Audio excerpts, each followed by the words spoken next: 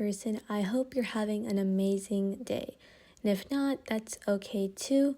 Welcome to the second episode of Keep Calm and Mental Health On, place where we challenge the pressures of modern life and focus on building a healthier, happier mindset. I'm Aditya Diga, and today we're tackling a big one, hustle culture. Hustle culture is a glorification of being busy, of grinding 24/7, and it's everywhere. Social media is full of messages like team no sleep and rise and grind, but what they don't show is the burnout, stress, and sometimes even health issues that come along for the ride. Today, we're here to challenge that. I want to unpack why rest is productive, how it benefits your mental and physical health, and give you practical tools to embrace it without guilt. So get comfortable and let's dive into this important conversation.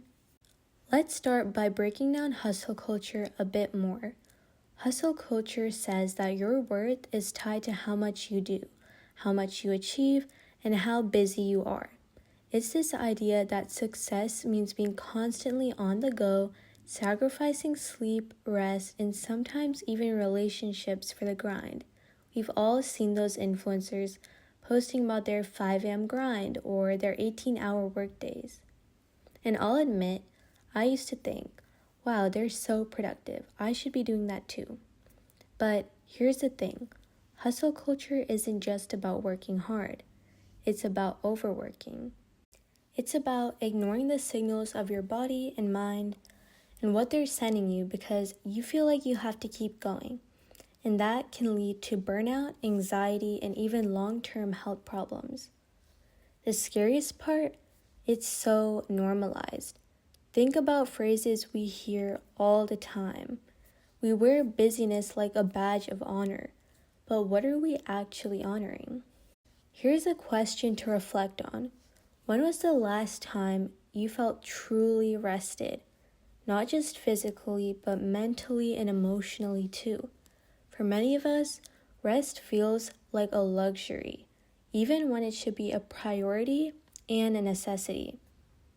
Let's take a step back and look at where hustle culture actually came from. Historically, hustle culture can be traced to the Industrial Revolution, where hard work and productivity were tied directly to economic survival. But in recent decades, it takes on a different form. The rise of social media has amplified hustle culture. Platforms like Instagram and LinkedIn are filled with people showing off their success, whether it's working long hours, launching a business, or juggling multiple jobs. Suddenly, it's not just about working hard. It's about performing your hard work for an audience.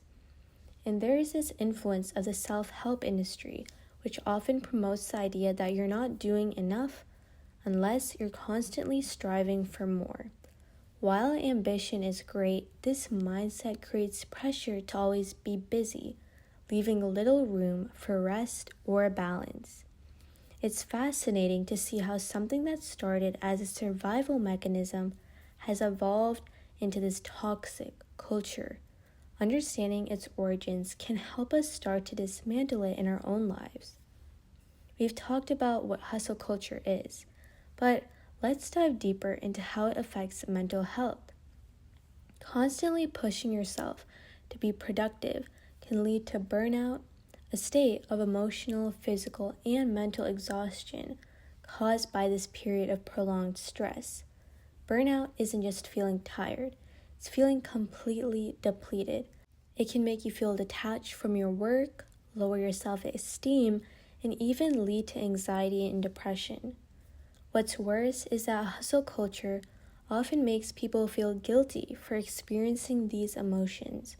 It creates this narrative that if you're struggling, it's because you're not working hard enough, when in reality, it's the overworking that's causing the problem.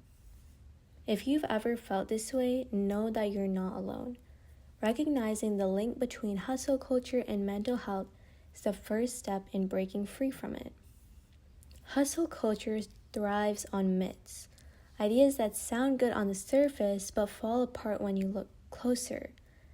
Let's bust a few of them. Myth number 1, sleep is for the weak. No, sleep is for the smart. Science shows that getting enough sleep improves focus, creativity, and decision making. The lack of sleep does the exact opposite, makes you less effective, not more. Myth number 2, you have to sacrifice everything for success. This is also not true. True success includes balance. Sacrificing your health and relationships might bring short-term gains, but it's not sustainable in the long run at all. The third myth is productivity equals worth. This is not true at all. Your worth isn't tied to how much you do. You're valuable simply because you exist, not because of your output. When you start questioning these myths, you'll see that hustle culture is built on shaky foundations. You don't have to buy into it to be successful. So let's talk science. Did you know that your brain actually processes and stores information when you're resting? This process is called memory consolidation. It's why you often come up with your best ideas when you're taking a shower or lying in bed. Rest also boosts your creativity. A study by the University of California, Davis and Riverside found that people who took regular breaks were more innovative than those who worked non-stop. So if you're working on a big project or trying to solve a problem, taking a step back and resting might actually help you move forward. And it's not just your brain that benefits, your body does too. Rest lowers cortisol, the stress hormone, which can help reduce inflammation and improve your immune system. It's like giving your body a chance to recharge its batteries. Here's an example. Athletes actually perform better when they schedule rest days into their training. Olympic runners, swimmers, and even marathon champions know that pushing through exhaustion isn't the key to success. Rest and recovering is. If rest is good enough for them, it's definitely good enough for us too. Another fascinating thing is how rest affects your emotional health. When you're constantly on the go, your brain doesn't have time to process emotions. That's why people often experience emotional outbursts or feel overwhelmed when they're burnt out. Rest acts like a reset button, giving you the clarity and calmness to handle life's challenges. Let's talk about how social media plays a huge role in pushing hustle culture. We've all seen these perfectly curated posts about rise and grind, or influencers bragging about how little sleep they get because they're working so hard. Social media creates this illusion that everyone else is hustling harder than you, which can make you feel like you're not doing enough. What they don't show are the behind-the-scenes struggles, the burnout, the sleepless nights, and the impact on their mental health. Algorithms thrive on this kind of content because it's aspirational. But what if we shifted the narrative? Imagine a social media feed where rest, balance, and mental well-being are celebrated just as much as productivity. This is already happening with many influencers online, which is a breath of fresh air. So next time you scroll, remind yourself that social media is a highlight reel, not real life. You're not failing if you're not hustling 24/7. You're human. Here's something hopeful though. With some influencers and a new generational shift away from hustle culture, younger generations, particularly Gen Z, are increasingly prioritizing mental health and work-life balance over constant work. Movements like quiet quitting and the push for flexible work hours are signs that people are reevaluating their relationship with work. Companies are also starting to notice, and even schools, offering mental health days, remote work options, and more sustainable workloads. But the shift isn't happening overnight. It requires us to actively push back against the ingrained idea that busyness equals success. By making choices that prioritize balance, we can be a part of this positive change. One of the biggest lessons I've learned in escaping hustle culture is the power of saying no. For a lot of us, saying no feels uncomfortable.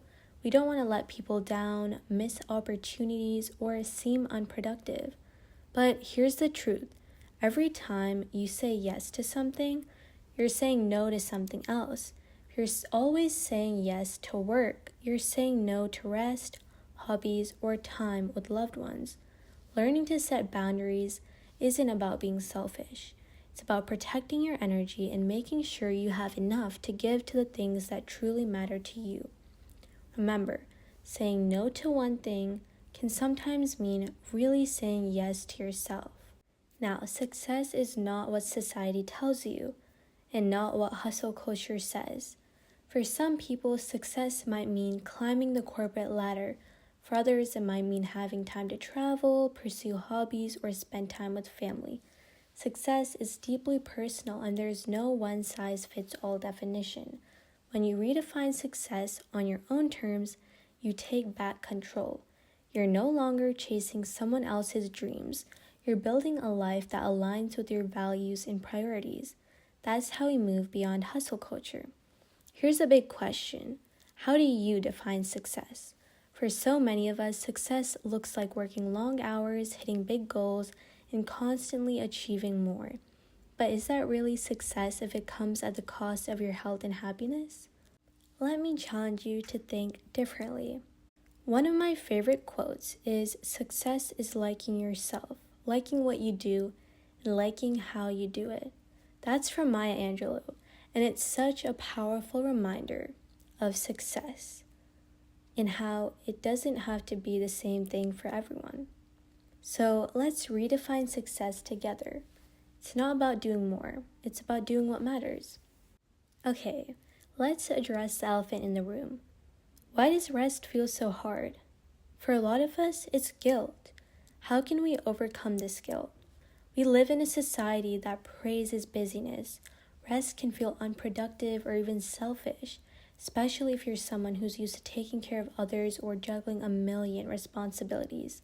But here's the mindset shift I want you to make. Rest isn't selfish. It's self-care. It's not unproductive. It's an investment in your future self. Let me share a quick story. A year ago, when I first started high school, I was juggling school, extracurriculars, and keeping up with family and friends and navigating new relationships. I barely had time to breathe, let alone rest. Eventually, I hit a wall. I was exhausted, irritable, and started to feel like I couldn't keep up. That's when I realized something had to change. I started setting boundaries and giving myself the permission to rest. At first, it felt strange, like I was breaking some unspoken rule. But over time, I noticed a huge difference in my mood, energy, and even my relationships. Rest didn't make me fall behind. It actually helped me thrive. Here's another thought. What if we reframe rest as an essential part of productivity? When you rest, you're recharging your mental and physical energy, which allows you to show up as your best self. So next time you feel guilty about resting, remind yourself that you're not wasting time. You're investing it. Let's get into the practical stuff.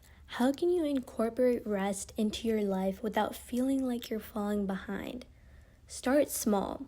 If the idea of taking a full day off feels overwhelming, start with small breaks. Maybe it's 10 minutes in the morning to journal or an afternoon walk to clear your mind.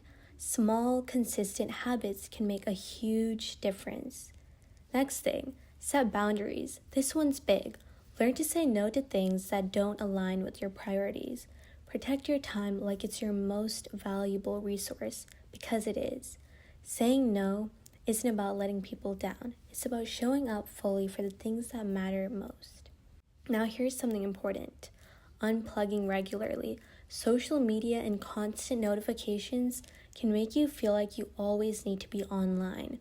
Try unplugging for an hour a day or setting your phone to do not disturb mode during certain times. You'll be amazed at how freeing it feels. Now, what about creating a wind-down routine? At the end of the day, give yourself time to transition from work mode to rest mode. This could be reading, meditating, or doing a skincare routine. Whatever helps you relax. A wind-down routine signals to your body and mind that it's time to rest. Now the last thing, celebrate rest. Treat rest like the accomplishment it is. Instead of feeling guilty, remind yourself that you're doing something good for your health and well-being. Share your rest wins with friends or journal about how rest has made you feel. Celebrate it just like you would any other achievement. One powerful tool for embracing rest is mindfulness. Mindfulness isn't just about meditating, it's about being present in the moment. When you're mindful, you're not worrying about the future or dwelling on the past. Instead, you're giving your brain the gift of stillness. Think about this. How often do you truly pay attention to what you're doing? Whether it's eating, walking, or even brushing your teeth in the morning, we're often multitasking or thinking about something else. But when you're mindful, even the simplest activities can become a form of rest. Here's a quick exercise. The next time you're having a meal, focus on every single bite. Notice all the flavors, textures, and how your body feels when you eat. That's mindfulness in action. It is incredibly grounding. Research shows that mindfulness can lower stress, improve focus, and even help with anxiety and depression. So if you're finding it hard to rest, start by being mindful during your everyday activities. It's a small change but can make a huge difference. So you may be thinking, is this just about me? For some people who feel guilty about spending time for yourself, listen to this. Rest doesn't just benefit you. It benefits your relationships too. Think about how you show up for the people in your life when you're well rested versus when you're running on empty fuel. When you're rested, you're patient, more present, and more capable of truly connecting with others. One thing I've noticed is that hustle culture often leads to isolation. When you're constantly busy, it's easy to lose touch with friends and family, but prioritizing rest gives you the time and energy to nurture those relationships. Here's a tip. Schedule rest that involves your loved ones. Maybe it's a quiet evening, a phone call with a friend, or a family game night. Rest doesn't have to mean being alone. It can be a way to strengthen your connections that you already have. Many people are waking up to the reality that hustle culture isn't sustainable. As individuals, we can be a part of this movement by normalizing rest in our own lives. When you take a break or prioritize self-care, you're setting an example for others. You're showing that it's okay to rest. I'd love to hear from you. What's your biggest challenge when it comes to rest? Do you struggle with feeling guilty, or is it hard to find the time? Here's my challenge. This week, take one intentional step toward embracing rest. Maybe it's a 15-minute break in the middle of your day, or a tech-free evening where you just relax. Whatever it is, commit to it and let me know how it goes. You can reach out to me on Instagram or email me at keepcalmmentalhealthon@gmail.com. Instagram handle is Keep Calm in Mental Health On Podcast. I'd love to share some of your stories on a future episode, and if you're open to it, I'd love to feature some listener experiences on the podcast. Your story could inspire someone else to embrace rest too. And that's it for today's episode of Keep Calm in Mental Health On. I hope this inspired you to rethink the way you approach rest and productivity. Remember, rest isn't just okay. It's necessary. It's how we recharge, refocus, and show up as our best selves. Thank you so much for listening. If you enjoyed this episode, please leave a review or share it with someone who might need to hear this message. Every share helps spread the word and create a community where rest and mental health are priorities. I'll see you next time for our next episode, Self-Care 101, what it really means and how to make it work for you. Thank you so much for tuning in to the second episode. Keep calm and mental health on. Your support means the world to me. I can't wait to continue this journey with you. Until then, remember that your mental health matters, and you are never alone in this journey. Take care of yourself, and I'll see you next time. Signing off with love and leaving you lots of positivity. This is Aditya Adiga reminding you to keep calm and mental health on.